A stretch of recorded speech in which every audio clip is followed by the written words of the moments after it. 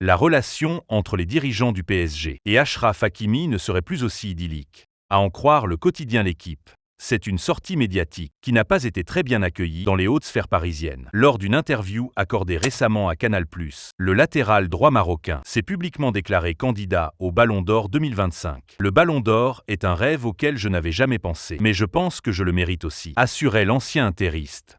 J'ai fait une saison historique. Il n'y a pas beaucoup de joueurs qui ont marqué en quart de finale, en demi-finale et en finale, avait-il ensuite rappelé. En tant que défenseur, c'est plus difficile, estimait le latéral droit du PSG. Les gens pensent que je suis attaquant ou milieu. Mais non, je joue sur une ligne de 4 et je dois penser à défendre. Les statistiques que j'ai faites cette année ne sont pas celles d'un défenseur normal. Quand un défenseur fait ça, je pense qu'il mérite plus qu'un attaquant. Une sortie qui avait fait grincer des dents au PSG. En effet, le club milite depuis le sacre en Ligue des Champions pour Ousmane Dembélé. Le but de cette communication autour de l'international tricolore est d'éviter la dispersion des voix, puisque plusieurs Parisiens peuvent légitimement prétendre à la plus prestigieuse des distinctions individuelles, à l'instar de Hakimi ou encore Vitinha. Recadré en interne, Achraf Hakimi n'aurait pas apprécié, et sa relation avec le club francilien ne serait plus aussi idyllique qu'auparavant, révèle le journal L'Équipe. Un épisode qui a laissé des traces, selon le média sportif, qui ajoute que le PSG s'est montré quelque peu maladroit avec le Marocain ces dernières semaines. Pour rappel,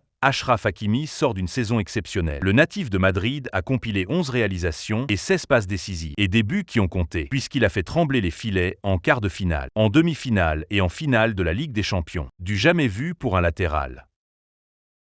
Près d'un an après l'énorme controverse autour du Real Madrid et du Ballon d'Or, les relations entre le club merengue et les organisateurs ne se sont pas arrangées. De quoi présager une nouvelle catastrophe pour la cérémonie à venir. Une année est passée, mais le Real Madrid a la rancœur tenace. Le 28 octobre dernier, le Ballon d'Or était attribué au joueur de Manchester City, Rodri. Une aberration pour le club madrilène, qui avait grandement propagandé pour un sacre de Vinicius Junior. Comprenant que l'international brésilien ne repartirait pas du théâtre du Châtelet avec le Saint Graal, le Real avait ainsi boycotté la compétition. Ni les joueurs, ni l'entraîneur de l'époque Carlo Ancelotti, qui avait remporté le trophée du meilleur entraîneur, ou même un représentant du club ibérique, n'avaient fait le déplacement jusqu'à Paris. 11 mois plus tard, la donne n'a pas complètement changé.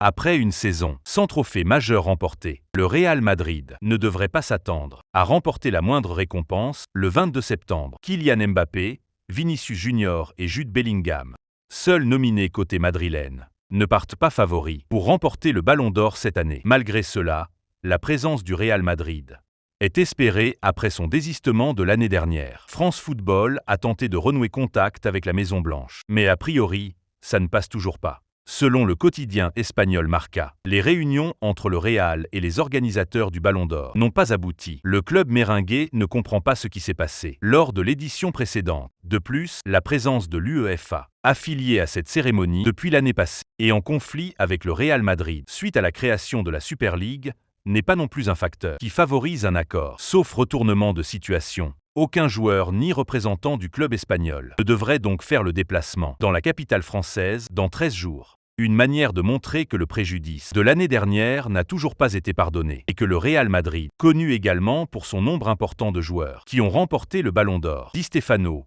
Copa, Figo, Ronaldo, Cannavaro, Cristiano, Modric et Benzema, a décidé de tourner la page avec le plus important des trophées individuels.